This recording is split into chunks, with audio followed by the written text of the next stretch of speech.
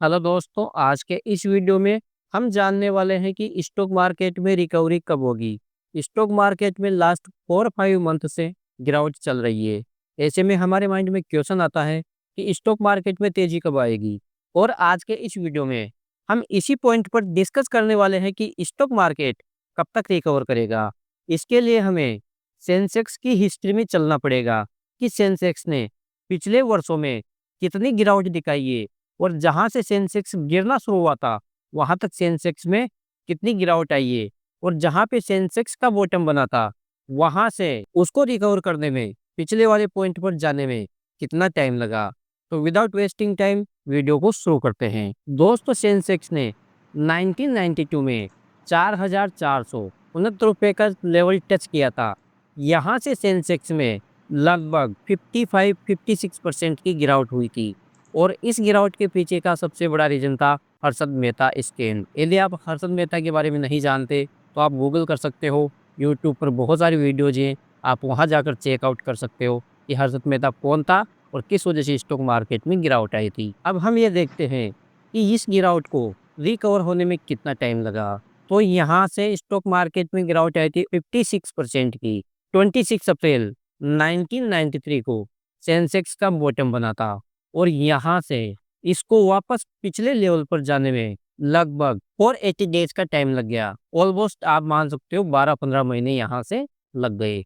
तो हमने फर्स्ट गिरावट देखी कि फर्स्ट गिरावट को रिकवर होने में सेंसेक्स ने लगभग 12 से 15 महीने का टाइम लिया।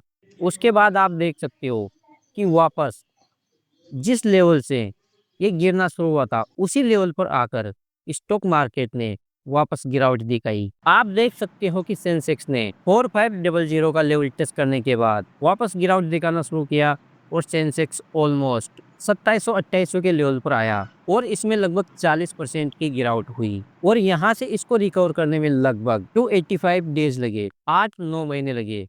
उसके बाद सेंसेक्स में वापस गिरावट होना शुरू हुई और यहाँ से इसमें लगभग 38% की गिरावट हुई और इसको रिकवर करने में सेंसेक्स को लगभग 270 दिन का समय लगा। तो अभी तक हमने सेंसेक्स में 2 गिरावट देखी।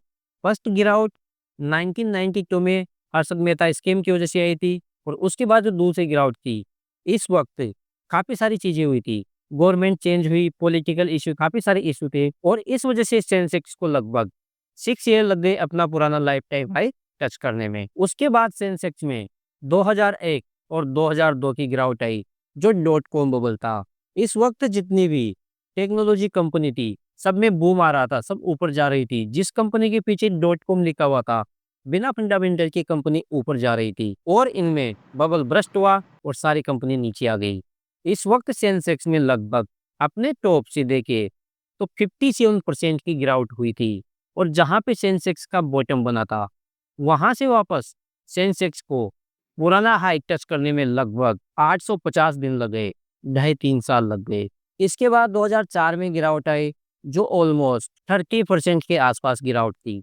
यहाँ से सेंसेक्स को वापस पिछला वाला हाई टच करने में लगभग 200 दिन लग गए, अर्थात 7 मंथ लग गए, अर्थात ये गिरावट 7 महीने में रिकवर हो गई। इसके बाद हम 2006 की गिरावट को देखते हैं जो लगभग 30% के आसपास थी और इस गिरावट को रिकवर होने में लगभग 124-125 दिन का समय लगा, अर्थात एक गिरावट 4 महीने में रिकवर हो गई। इसके बाद आती है 2008 की गिरावट जो कि अब तक की सबसे बड़ी गिरावट मानी जाती है। इस वक्त अमेरिका में लेमन ब्रदर बैंक कोलैप्स हुआ था और उस वजह से ये गिरावट आई थी। तो सेंसेक्स में सन 2008 में लगभग 60% की गिरावट आई थी और जहां पे इसका बॉटम बना था वहां से इसको पिछला वाला हाई टच करने में लगभग 750 डेज का टाइम लगा था, अर्थात 2 ईयर लग गए थे और जहां पे इसने पिछला वाला हाई टच किया था वहां से इसमें वापस गिरावट आना शुरू हुई और इस वक्त इसमें लगभग 26% की गिरावट हुई थी और जहां पे इसका बॉटम बना था वहां से इसको रिकवर होने में लगभग 2 साल का समय लग गया। उसके बाद सेंसेक्स और निफ्टी में ऐसा इतनी बड़ी गिरावट नहीं आई, छोटी मोटी गिरावट चलती रही। उसके बाद सेंसेक्स में 15-16 की गिरावट आई जो कि मोनेटाइजेशन की वजह से आई थी और यहाँ पे सेंसेक्स ऑलमोस्ट 25% गिरावट दिखा चुका था और जहाँ पे इसका बॉटम बना था वहाँ से इसको वापस अपना लाइफ टाइम हाई टच करने में लगभग 420 दिन का समय लगा था। इसके बाद 2020 की गिरावट, जो कि हमारे द्वारा देखी गई सबसे बड़ी गिरावट है। सन 2020 में कोरोना की वजह से सेंसेक्स में लगभग 38% की गिरावट आई थी और जहां पे इसका बॉटम बना, वहां से इसको रिकवर होने में मात्र 9 से 10 महीने लगे और अपने पिछले वाले हाई को टच कर लिया।